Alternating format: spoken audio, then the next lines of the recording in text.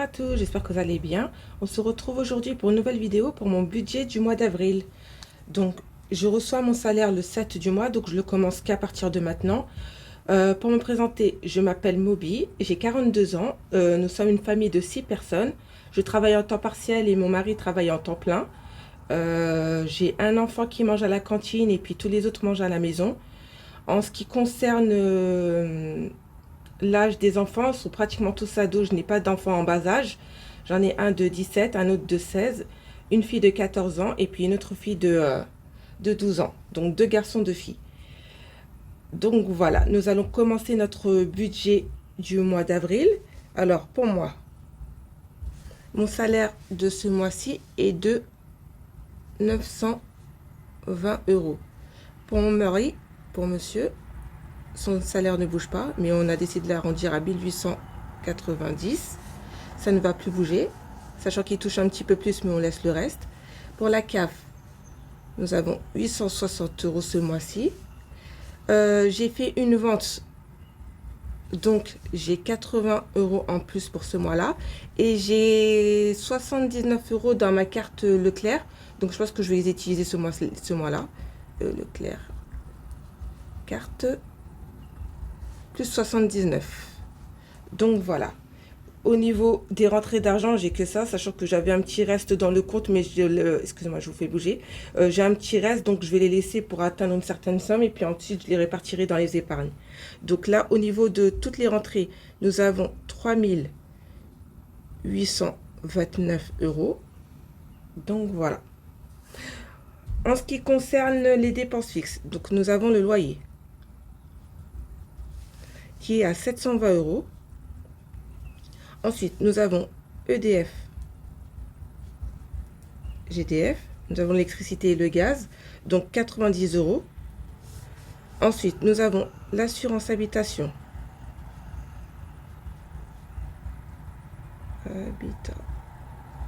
qui est à 24 euros.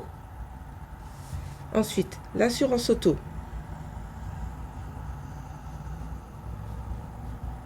qui est à 55 euros. Ça n'a pas vraiment bougé en fait. Nous avons la recharge de la voiture, recharge auto. C'est une voiture électrique qui est à 79 euros. Ça n'a pas vraiment bougé en général vu que ça stagne un petit peu. On sait à peu près à combien se monte le montant des recharges. En général, c'est toujours un petit peu moins. Au plus, ça sera 79 euros, pas plus que ça. Donc on a eu déjà des factures de 100 euros, mais c'est parce qu'on roulait vraiment beaucoup et on a vraiment chargé la voiture. Mais pour l'instant, on reste stable à 79 euros. Donc ensuite, nous avons la location de la batterie. Location batterie, qui est à 79 euros aussi, pareil. Ensuite, nous avons l'abonnement du parking,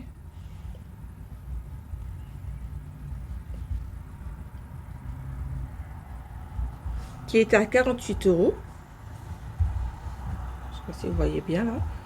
Ensuite, nous avons les abonnements téléphoniques. Abonnement téléphonique pour 46 euros. On a tous des petits forfaits, sauf moi et mon mari. Ensuite, SFR Box. Nous avons 55 euros. Ensuite, j'ai la cantine. Pour celui qui mange à la cantine, pour 40 euros. J'ai son Navigo aussi, qui est à 42 euros. Ensuite, nous avons la mutuelle, qui est à 43 euros. Là, pour ce mois-là, nous avons pris Netflix pour 6 euros. C'est 5,99 €, mais j'arrondis pratiquement toutes les sommes pour être au plus juste. Abonnement, là, on a pris un abonnement pour la carte famille nombreuse. Abonnement, carte famille. Ça, c'est une fois par an. Et l'abonnement, là, est à 19 euros. Ça peut servir aussi pour des activités, des fois, quand on a besoin de faire des activités, ou même pour les passes Navigo, quand j'ai besoin de rajouter, de payer les Navigo pour des enfants. Tout dépend de s'ils sont en stage ou pas. Donc, là, ça nous fait... J'ai oublié les frais bancaires. Frais bancaires.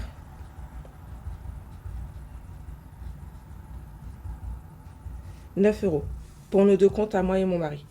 Donc, ça nous fait un total de 1355. Alors, donc 1355 moins 3829, il nous reste 2474. Voilà. Ensuite, on passe aux épargnes. Au niveau des dettes, je n'ai pas de dette. Donc, on est tranquille par rapport à ça. Au niveau des épargnes, alors, on a les virements pour le compte des enfants. Compte enfants. 100 euros. Ensuite, nous avons l'épargne de précaution. Épargne précaution qui est de 80 euros. Nous avons aussi le virement dans le LDDS qui est de 280 euros. Nous avons les virements dans un autre compte épargne qui est de 140 euros. Et nous avons un virement aussi dans un compte épargne aussi pour tout ce qui est école, scolarité, tous les imprévus par rapport aux enfants. Donc 90 euros. J'appelle virement école, mais c'est en fait c'est tout ce qui concerne les enfants en cas d'imprévu qui est différent de l'épargne de précaution. C'est vraiment ce qui concerne les enfants et en général on n'a pas trop besoin de s'en servir sauf vraiment quand il y a des imprévus que j'ai pas anticipé, mais c'est très très rare. Enfin, je me souviens même pas avoir pioché dans cette épargne-là en général. Après, ça rebascule dans leur compte. Donc là, au niveau des courses, nous avons 750 euros. Au niveau des vêtements, j'ai même pas fait le total des épargnes. Le total des épargnes n'a pas bougé, c'est 690 euros. Donc 690 moins 2474. 2700, je vais faire le total. 690 moins 2474, il reste 1784. 1784. Voilà. Alors, au niveau des enveloppes, j'ai mon enveloppe course qui est de 750 euros. Ensuite, j'ai mon enveloppe vêtements que je voulais diminuer. Mais on en a discuté avec Marie, on s'est dit ça serait bien de faire un petit pécule puisque c'est vraiment ce qui coûte le plus cher. Donc à ce niveau-là, on va la laisser comme ça pour le mois d'avril et à partir du mois de mai, on va commencer à la descendre petit à petit. 180 euros. Au niveau de l'hygiène et de l'entretien, 70 euros. Au niveau des animaux, 30 euros. Au niveau de la beauté, 80 euros. Pour l'enveloppe école, 30 euros. Celle-là aussi, on va y réfléchir pour celle-là. On avait dit que pour cette enveloppe-là, on comptait diminuer vu qu'on avait déjà cette épargne-là. Et ça nous permettait de mettre peut-être un peu plus dans les épargnes. Donc cette enveloppe-là, je pense que le mois prochain, soit elle diminuera, soit on la mettra directement dans les épargnes. Comme ça nous évitera de piocher. Mais en fait, elle a servi quelques fois pour les petits appoints par rapport aux sorties, au goûter, enfin tout ce qui est scolarité. Ensuite, ou fourniture même. Donc au niveau de l'enveloppe cadeau, 80 euros. Au niveau des vacances, 100 euros. Au niveau des imprévus, 80 euros. C'est une enveloppe que j'ai pas touchée depuis le début. Je suis assez contente. J'ai pas désépargné trop pour l'instant. Transport, 60 euros. Au niveau de la santé, 70 euros.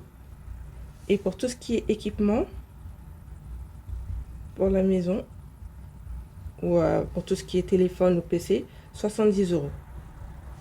Sachant que c'était une enveloppe qu'on avait déjà prévisionnée avant par le passé, mais qu'on complète toujours. Donc, ça fait un total de 1600 euros.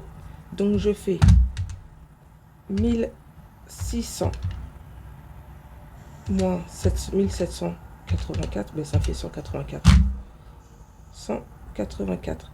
Donc là, il restera normalement à la fin du mois 184 euros, sans compter tous les restes que j'ai laissés depuis le départ. Et franchement, par rapport au budget, c'est nickel en fait. Il reste que des petits restes. Il me restait 29 euros, je pense, de budget que j'avais prévisionné le mois de février, plus les 7 euros du mois de mars, plus ainsi de suite. Excusez-moi, je vous fais bouger. Et là, bah, il doit me rester peut-être une centaine d'euros dans le compte à peu près. Plus les 184 euros qui va rester, ça fera à peu près presque 300 à tout casser. Ce qui va faire qu'on va pouvoir booster un peu les épargnes, les monter un petit peu plus là. Donc faire des chiffres ronds. Par exemple, l'épargne de précaution, la monter peut-être à 100 euros. Le LDD à 300. Et peut-être les virements école à 100 euros. Et supprimer peut-être celle-là. Comme ça fera des chiffres ronds. Et puis au moins on sait que ça ne bougera pas. Au niveau des épargnes aussi, dans tout ce qui est enveloppe, je les ai réajustés au début de l'année et ça n'a pas beaucoup bougé. Il me reste même beaucoup d'argent dans certaines enveloppes. Mais au moins, cette catégorie-là, elle varie pas beaucoup. Donc, c'est déjà pas mal. Donc, voilà, mon budget est clôturé. En tout cas, ben, j'espère que la vidéo vous sera utile. En tout cas, pour nous, elle est. Ça me permet d'établir bien mes enveloppes. Et là, pour le coup, ça marche assez bien. Donc, voilà. Je vous souhaite une bonne semaine, un bon mois. Et puis, on se dit à bientôt pour les prochaines vidéos. Bye bye!